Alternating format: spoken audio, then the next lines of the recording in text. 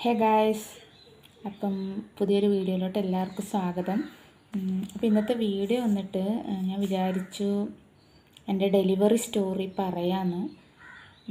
Actually ഞാൻ കൺഫ്യൂഷനിലായിരുന്നു എന്ത് video ചെയ്യണം എന്നുള്ള രീതി.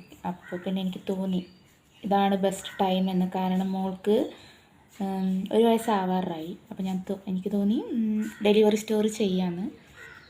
അപ്പം പുതിയൊരു വീഡിയോയിലോട്ട് എല്ലാവർക്കും സ്വാഗതം. അപ്പോൾ എൻ്റെ ഡെലിവറി സ്റ്റോറി പറയുകയാണെങ്കിൽ എന്താ പറയുക, ട്രാജഡി ഉണ്ട്, കുറച്ചൊക്കെ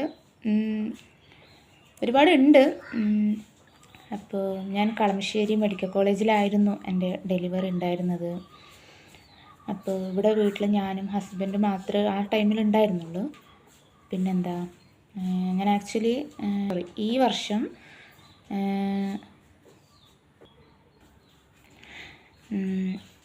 എനിക്ക് നോർമലി ഈ പീരീഡ്സൊക്കെ റെഗുലറായിട്ട് ഉണ്ടാകുന്ന ഒരാളാട്ടോ ഞാൻ. അപ്പോൾ എനിക്ക് ഒരു ദിവസം പെട്ടെന്ന് എൻ്റെ പീരീഡ്സ് കറക്റ്റ് ആ ഒരു മാസം, ഒരു ജൂണിൽ ഞാനിങ്ങനെ ആലോചിച്ചു, ഈ മാസം ഞാൻ പീരീഡ്സ് ആയില്ലല്ലോ എന്നിങ്ങനെ ആലോചിച്ചു കഴിഞ്ഞ വർഷമായപ്പോൾ.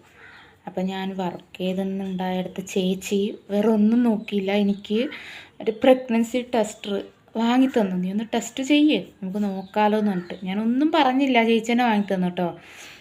അപ്പോൾ നോക്കിയപ്പോൾ തന്നെ ഡബിൾ ലൈൻ. പക്ഷേ ഇത് കറക്റ്റ് ആവണമെന്നില്ലല്ലോ, എനിക്ക് ചെറിയൊരു ഡൗട്ടൊക്കെ ഉണ്ടായിരുന്നു. അപ്പോൾ എന്താ പറയുക, അപ്പോൾ കണ്ടോ ഡബിൾ ലൈൻ നോക്കിയപ്പോൾ തന്നെ. അപ്പോൾ ആദ്യം ഞാനൊന്ന് ഇത് സത്യമാണോ, അത് ഞാനൊരു ഉച്ചക്കാട്ടോ നോക്കി, ഫുഡ് കഴിച്ചുകൊണ്ടിരിക്കുന്ന സമയത്താട്ടോ ഇതിനെക്കുറിച്ച് ഇങ്ങനെ ചിന്തിച്ചതേ. അപ്പോൾ ഫുഡൊക്കെ കഴിച്ചിട്ട് ഒരു ഉച്ച സമയത്ത് നോക്കി. അപ്പോൾ എനിക്ക് അറിയില്ല, ഇത് എല്ലാവരും പറയുക രാവിലത്തെ യൂറിനാണ് ടെസ്റ്റ് ചെയ്യേണ്ടതെന്നൊക്കെ പറയുമല്ലോ. അപ്പോൾ എനിക്ക് കൺഫ്യൂഷൻ ചെയ്തു, എനിക്ക് കറക്റ്റ് തന്നെ ആയിരിക്കുമോ എന്ന് വെച്ച് ഞാൻ വീണ്ടും വീട്ടിൽ വന്നിട്ട് ഒന്നുകൂടെ മേടിച്ച് ടെസ്റ്റ് ചെയ്തു. പക്ഷെ അതും എനിക്ക് ഓർമ്മ, ഞാൻ മറന്നുപോയി രാവിലത്തെ യൂറിനാണ് ടെസ്റ്റ് ചെയ്യേണ്ടതെന്നുള്ളത്. അത് മറന്നിട്ട് ഞാൻ പിന്നെയും പോയിട്ട് ഒരു വൈകുന്നേരമൊക്കെ നമ്മൾ ടെസ്റ്റ് ചെയ്തത്. പിന്നെ ഞങ്ങൾ രണ്ടും കൽപ്പിച്ചു, ഞങ്ങൾ എന്ത് ചെയ്തു, ഹോസ്പിറ്റലിൽ തന്നെ പോയി. വെറുതെ കൺഫ്യൂഷൻ അടിച്ചിരിക്കണ്ടല്ലോ വെച്ച് ഹോസ്പിറ്റലിൽ പോയി. അപ്പോഴേക്കും കറക്റ്റ് 6 വീക്സ് ആയിരുന്നു കേട്ടോ. 6 വീക്ക് ആയിട്ടുണ്ടായി. അപ്പോഴാണ് അറിയുന്നത് പ്രഗ്നൻ്റ് ആണെന്നുള്ളത്. അതും ആ ചേച്ചി തന്നെ ആട്ടോ എന്നോട് പറഞ്ഞു, മെഡിക്കൽ കോളേജിൽ പോയിക്കോ, നല്ലതാണ്, നല്ല ഡോക്ടേഴ്സാണെന്നൊക്കെ.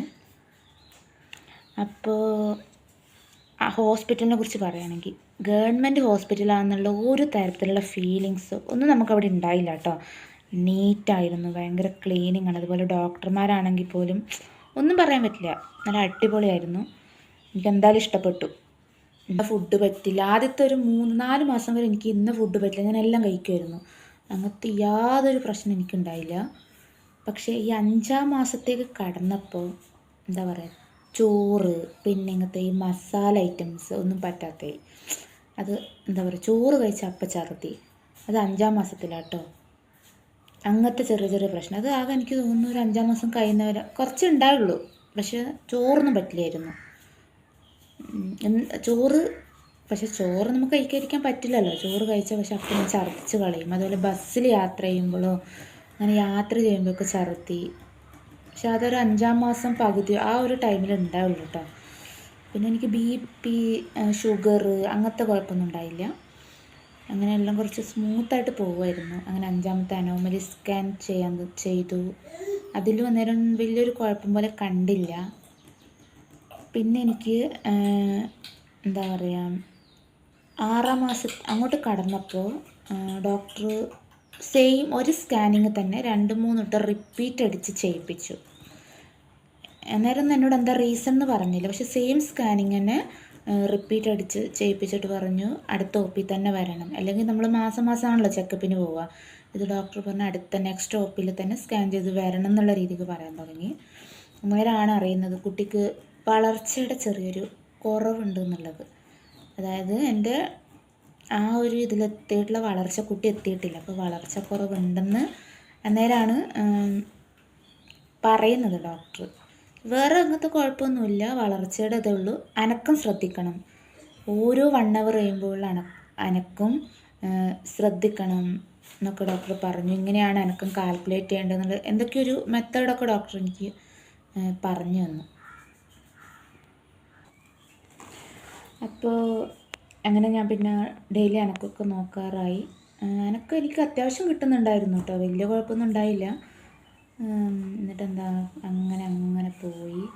പിന്നെ ആണെങ്കിൽ എനിക്ക് പിന്നെ ടെൻഷനായി, മാസം അടുക്കാണല്ലോ, പിന്നെ അടുക്കുന്നതോടെ നമുക്ക് ചെറിയ ചെറിയ ടെൻഷനാണല്ലോ. എനിക്ക് ടെൻഷനായി. ഞാനാണെങ്കിൽ അശ്രുവിനോട് പറയും, അശ്രു എനിക്ക് പേടിയാവുന്നടാ, അല്ല സിസേറിയൻ മതി എന്നൊക്കെ ഞാൻ അശ്രുവോട് പറയും കേട്ടോ.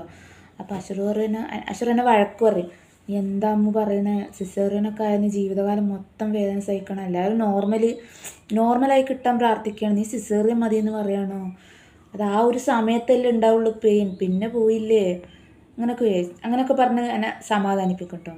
ഞാനും പിന്നെ ഓക്കെ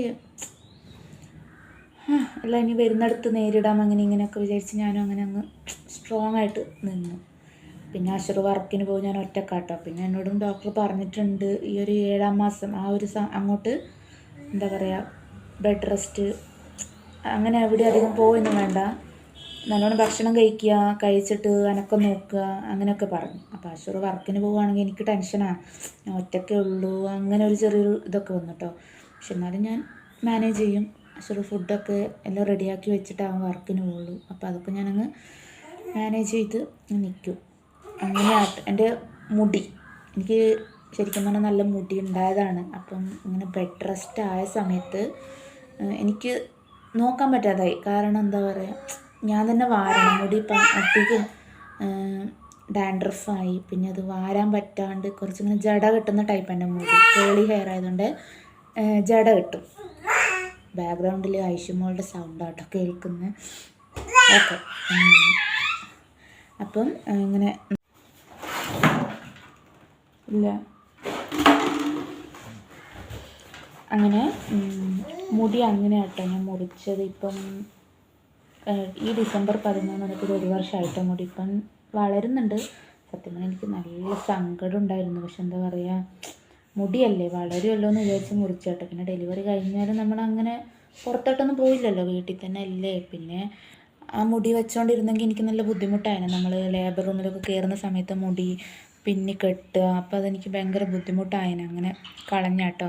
അപ്പോൾ അതിപ്പം ഏകദേശം വളർന്ന് ഈ ഒരു ലെവലായിട്ടുണ്ട്.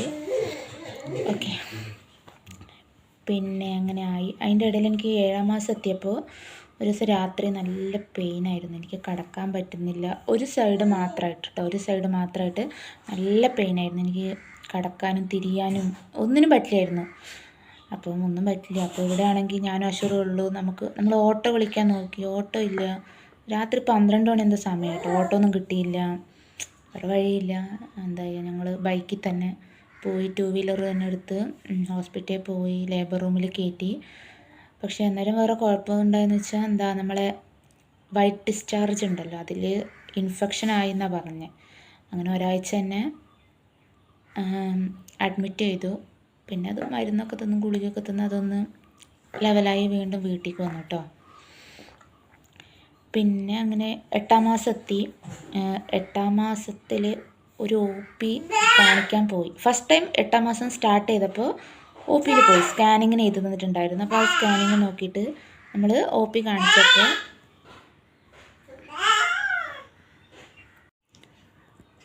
അപ്പോൾ ഇതിൻ്റെ ബാക്കി ഞാൻ അടുത്ത വീഡിയോയിൽ പറയാം കേട്ടോ. ഇത് ഒരുപാട് ലെങ്ത് ആയിട്ടുണ്ട്. അപ്പോൾ അടുത്ത വീഡിയോയിൽ പാർട്ട് 2 ആയിട്ട് വരുന്നതായിരിക്കും കേട്ടോ.